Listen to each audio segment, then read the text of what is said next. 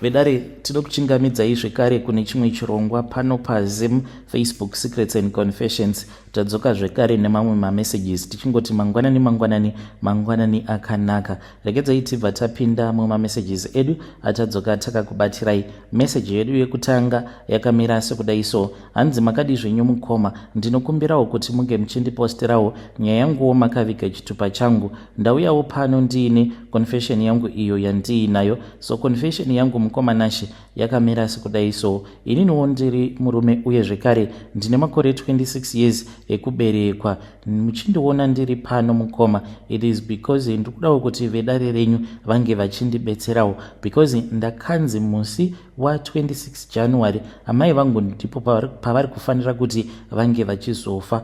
Hanzi ndiko kuzadzikisa mhiko dzekupedzisira nekuda kwekuti ndanyanyisa kuramba ndongovanetsa sekuru ava vekuZimbabwe vacho vakandirombesa, vanotobudawo pama-TV panapa paYouTube. Handikwanise hangu kuti ndige ndichikuudzai zita ravo nekuti ndinotovatya sekuru ivavo because vane masimba. So chii chakazoitika mukoma kuti ndige ndichizosvikawo pakuromba? Zvakaitika mukoma Nashe ndezvekudai so: sezvandakuudzai kuti pandakauyawo kuno ndakatanga kushandira umwe mufesi wekumaraini ekwedu, ndainge ndisingazivi kuti mufesi uyu even though ainge aine mari dzake but aitongoita yese mukoma. Ndakazotozvizivawo later on kuti mufesi uyu ndo chainge chiri chigemu chake ichocho. Aitenga zvinhu zvinenge zvabiwa naiyewo mukoma, aitoenda neboys rake vachitonoba. Apa ainge aine mari but rainge riri zimudhila.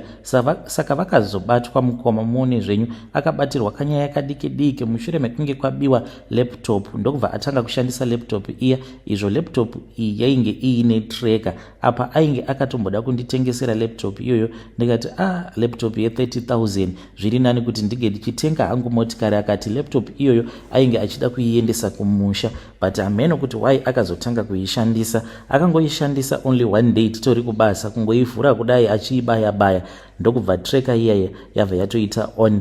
Takazotongonzwa zvichinzi mufesi asungwa. Apa ainge aine mari yangu because ndainge ndakashanda for about 5 months, ndichitiwo kana ndikashanda 7 months ndichimuchengetesa mari yangu, then obva azondipa mari. Ndobva ndazomboenda hangu kumusha because ndainge ndichitoronga hangu kuti ndige ndichienda kunotangawo business retumatak shop. So akati asungwa mufesi uyu, ndokubva ndachizotanga kutambudzika. Ndakabva ndatanga kushandirawo umwe mudhara uyu, iye anoita zvokufamba achihodha madomasi, makerotsi nezvimwewo zvirimwa zvakangosiyana mumaplots, then obva azozvihodheserawo vamwe vane musika mutown. Naiyewo ainge aine musika wake, saka dzimwe nguva aindisiya pamusika kana kuti taienda kunohodha tose tozotengesa tose. So nekuda kwekuti ndainge ndava kungogara ndiri mutown, ndainge ndava neaccess kumbavha, maNigerian vanoita zvekutengesa madrugs. Vamwe vacho vaitouya vachitosiya madrugs avo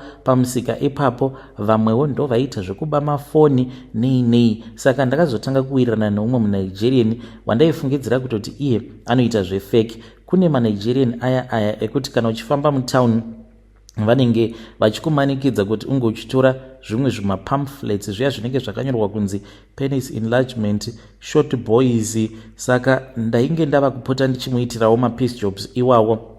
Ngerimwe zuva akabva achizoenda zvake kunoona bhora. Saka pandakada kuti ndige ndichienda kunosiya mapamphlets awo andainge ndasara nawo, ndo pandakabva ndazoona kuti mufesi uya ainge asisiko kuchisaluni kwake. Ndikabva ndazongoisa zvimapamphlets zvandainge ndasara nazvo muchibhegi changu, ndikabva ndaenda hangu kumba. Ndakazoti ndasvika kumba ndo pandakangotanga kungoverengawo zvimapamphlets zviya ndichingozvibvunza kuti asi zvinhu zvinde zvechokwadi here kuti kune chinhu chinonzi chishort boy chinokupa mari. Ndakazoti ndarara mukoma ndo pandakabva ndachizorota chikwambo ichi ndichichirota. Chainge chiri chekunigeria, kainge kari karume, kainge kari kapfupi kaiva nemamwe mazindebvu ainge akareba, kachitaura neni nechiNigerian, but kachinotaura neni mukoma ndiriko kuhope. Ndaitonzwisisana nako kamurume aka, asi ndakazoti ndapepuka paya ndokubva ndaona kuti ndainge ndakanganwa zvose izvo zvakainge kakandiudza. Kadhara ikako kekunigeria.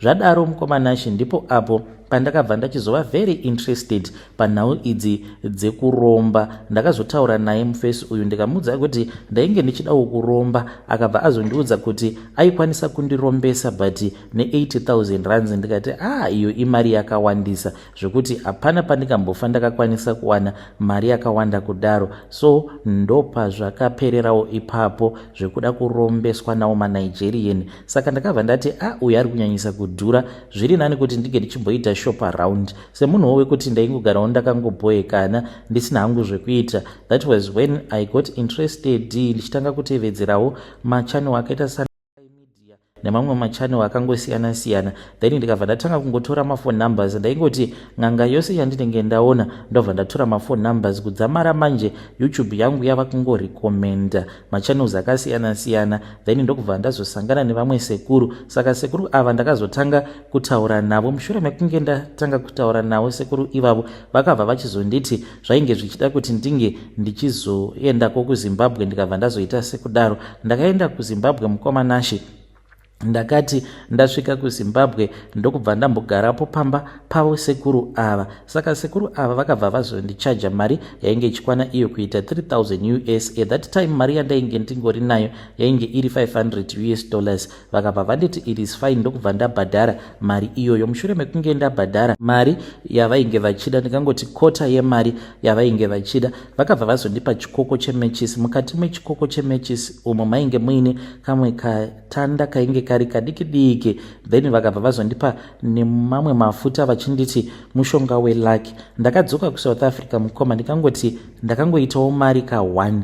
So pandakadzoka kunoku ndakati ndiri mukombi, umwe mukadzi ndipo paakabva achizokanganwa bhegi rake. Ndikabva ndazoritora bhegi reriya because ndakatonzwa voice richitonditi tora bhegi iroro. Ndobva ndaona kuti mubhegi imomo mainge muine mari yainge ichikwana kuita 21,000. ndo mari yega yandakangokwanisa kuita ipapo. Ndikabva ndavaudza sekuru vaya vakabva vanditi hafu vainge vachida. Saka ndakabva ndazoita hafu ndikavatumidzira mari iyoyo nemukuru kumusha. Mushure mekunge ndavatumidzira mari iyo yavainge vachiti ndo hafu yavo, kubva ipapo kusvika pari zvino mukoma handisati ndakwanisa kuitawo mari. Ndokusaka ndazouya panapa ndikuda kubvunzawo kubva kune vedare renyu kuti zvine tarisiro here izvi zvandiri kuita, kana kuti ndava kutoda kutourayirawo amai vangu mahara. Because ivo sekuru vacho vakazonditi unonetsa iwewe haukwanise kumirira nguva. Saka sezvo iwe uchinetsa usingakwanise kumirira nguva yako yekuti unge uchizopfuma, wava kufanira kuti unge uchichekeresa amai vako muna January nedate ndakatopiwa mukomanashi. Saka nawo ndine hope dzandinongogara ndichirota. Mukomanashi ndinongorota ndiri kumakuva, kana kungorota ndiine vanhu vanenge vakasofa kudhara, kana kurota ndichiita bonde nevakadzi vandinenge ndichitoona kutoti vakadzi ava vanenge vakasofa kudhara. Mukoma sekuru ava ndinoti kana ndikataura navo vanobva vatowedzera kutsamwa vachinditi ndiwe wega wakazvikonzeresa, waifanira kuti unge uchimirira nguva yako. Mukoma ndaneta nekumirira ini pamari iyo yandakawana.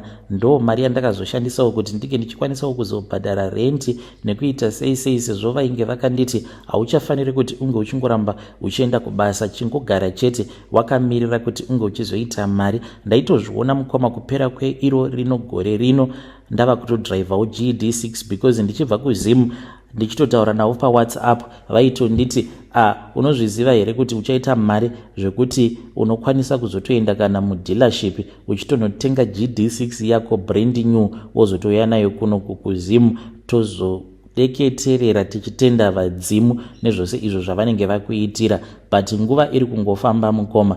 Ndiri kutoona kutoti ndatova murombo wekupedzisira. Kamari kacho ikako kandakawana dai kwanga kuri kunzi tainge tisina kuita hafu. Zvimwe kuda ndikadai ndakatangawo kaspaza shop kangu kunoku kuSouth Africa kana kuti kuZim. Apa vari kunditi handifanira kuti ndinge ndichienda kubasa.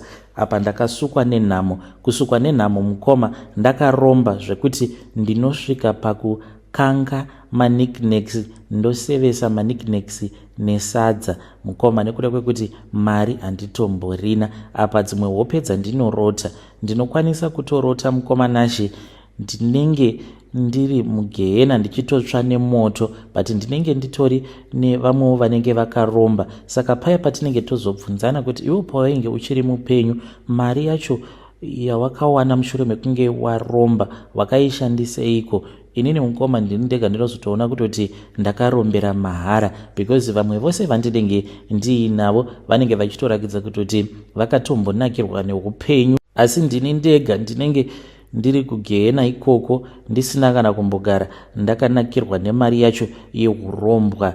Kuti hope idzi dzandiri kurota ndichitsva ndiri kugehena dzinoreva here kuti ndava pedyo nekufa? Kana mukomana acho mukaposta nyaya yangu ndiziviseiwo, ndichange ndichizotevererawo ndiri mucomment section.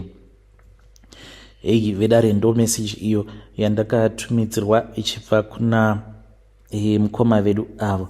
Zvakangoma hazvo veduwe, hanzi please do not judge me, I know kuti muchati handiti pawakaromba isusu tainge tisipo, but hanzi ndodawo kungoti mhuri yeZimbabwe inge ichindibatsira. Regedzai tibva taenda panyedu inotevera. Nyedu inotevera yakamira sekudai so. Hanzi makadi zvenyu mukoma, ndinokumbirawo kuti munge muchindiposterawo nyaya yangu makavigawo chitupa changu. Ndauyawo pano ndiine confession yangu iyo yandiinayo. Confession yangu yakamira sekudai so. Ndava kufunga kuti zviri nani kuti ndinge ndichingozadzikisa zvangu zvido zvavamufundisi. So it was last week mukoma apo pandakabva mukunamatirwa navamufundisi. Saka vamufundisi ivo vakandiudza kuti murume wangu is a cursed man. So murume wangu tinogara tichingonetsana, haadi kuuya kuchurch, and at the same time munhu ari very violent. Kurohwa ndinotorohwa nemurume, and ndinongogara ndiine mastress, always stress at all the times. Saka ndinongogara ndichingopiwa counseling navo vamufundisi ava, and ivo vakatondiudza kutoti vanoda kundipa counseling ivo rather than kuti ndinge ndichizopiwa counseling nemudzimai wavo, in which I thought kuti it was not okay kuti ivo semunhurume vange vachizondipa counseling, because he started getting deep and deep and deep. Kudzamara ndava kuzotunzwawo mafeelings for ivo vamufundisi ava, but ndainge ndichingozvidzora zvangu. Saka vamufundisi ivo vakandiudza kuti murume wangu, the reason as to why asingadi kuuya kuchurch, asingadi kuita zvekunamata, he is a cursed man, and the more that I'm going to stay with a cursed man, that is the more that I am going to suffer. Ngomanashi murume wangu munhu wekuti anobata mari, but mukubata kwake mari mukoma, I even ask myself kuti where is the money going to? Mari yacho iri kumboshandeiko? Because I do not even see anything that we are doing in life zvekuti zvitori nani mukoma kuti tinge tichingodzokera hedu kuZim than kungozviudza kuti tiri muSouth Africa, but at the end of the day tisina kana chatiri kumbobuda nacho.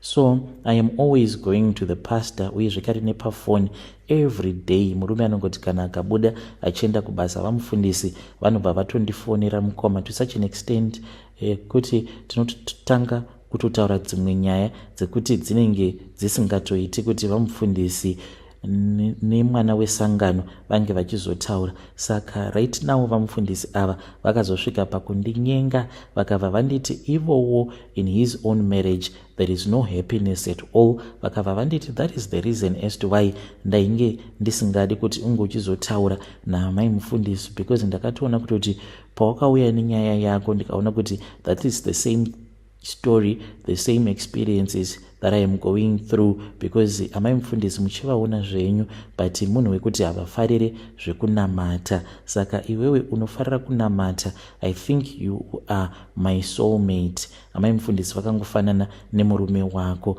vachitondiudza kutoti dzimwe nguva like amai mufundisi kana vakazvifunga hanzi vanotonwa doro mawaini nei, even though vasingazonyanye kudhakwa, in which ivo vanoti it has been stressing him out as a man. But amai mufundisi vari kuti ingawani ndo zvinoitawo mamwe maSouth Africans anonamata vanonwa doro. So why do you think kuti it is a bad thing kunwa doro. So handichazivi, ndinoti kana ndakavatarisa vamufundisi ava ndinobva ndatonzwa ndichivanzwira tsitsi mukomana chikuti as a man of God he is going through a lot. Must I comfort him by sleeping with him sezvavari kundikumbira kuti ndinge ndichiita? Kana mukaposta nyaya yangu ndiziviseiwo, ndichange ndichizoteverawo ndiri mucomment section. Vedare ndo message iyo yandakatumidzirwa ichibva kuna vanzvadzi vedu. Zvakangoma hazvo vedu we, ngatizamei kuti tinge tichitaura navo vanzvadzi vedu ava mucomment section. Pakaipa reketai tibva taenda panyaya yedu inotevera. Nyaya yedu inotevera yakamira sekudai so. Hanzi makadi zvenyu mukoma, ndinokumbirawo kuti munge muchindiposterawo nyaya yangu makavikawo chitupa changu. Ndauyawo pano ndiine secret yangu iyo yandiinayo. Saka murume wangu akasungwa mushure mekunge angobuda zvake ndokubva akanganwa passport yake yainge iine permit, but inini hangu ndinoshandisa madays. Saka akati asungwa kudaro, like mapurisa acho vainge vatori neutsinye, even though akavaudza kuti ndangobuda zvangu ndichida kutenga fodya dzangu but ndakanganwa passport. Saka vainge vaine operation mulocation ndokubva atoendwa naye. Iniwo nekuda kwekuti ndainge ndakatongobhoyekana mushure mekunge ndatukana nasisi vake, paakazama kundifonera handina kukasika kubata call. Later on mukoma ndo pandakazoona mamessages pawhatsapp achinditi ndasungwa ko, why is it usiri kuda kubata foni yako? Ndokubva ndangoignore paya. So ndakazototi after a couple of days ndo pandakazoenda nepassport, then ndokubva azoburitswa. Akandibvunza kuti ko why zvakutorera mazuva akawanda kudai? Ndokubva ndamunyepera kuti pandakatosvikapo papolice station, then umwe mupurisa akabva anditi kana ukangopinda mukati unosungwa iwe ende unofanira kutoti unge uchindipa mari ndokuti munhu wako uyu akwanise kuzoburitswa mujeri. Apa ndainge ndichitomunyepera zvangu. Kwamana chichokwadi ndechekuti zuva iroro raakasungwa, nekuda kwekuti ndainge ndakatsamwira vatete hanzvadzi yake mushure mekunge tatukana hedu pafoni, painge pagara paine umwe murume ainge achindipfimba. Ndakabva ndatomuti hai kuri sei, ndobva atanga kutaura neni. Akatouya akatorara kumba the first day, the second day ndikaenda ndikanorara kumba kwake, the third day zvekare mukomanashi takazosangana mutown tikazoenda zvedu tikanoswera kulodge. After that ndichibva kulodge ndo pandakazoenda ndikabva ndazonoburitsa murume wangu kujeri. Ndiyo secret yangu yandiinayo mukoma. Zvinhu zvose izvi ndakazviita mukutsamwa. I am now regretting a lot. So kubva kudhara nekudhara mukomanashi ndaiva nemamwe mafeelings nemurume wangu, but now handisisina mafeelings naye. Kutoti ndinge ndichitoita mafeelings hunge ndatofunga murume uya uyo wandakachita naye, in which I broke up with that guy because I knew kuti what I did was very wrong. Ndoitawo sei kuti ndinge ndichizotanga kunzwawo mafeelings for murume wangu. Vedare ndo message iyo yandakatumidzirwa ichibva kuna vanzvadzi vedu. Ngatisame kuti tinge tichitaura navo vanzvadzi vedu mucomment section. Pakaipa mahwani chaiwo.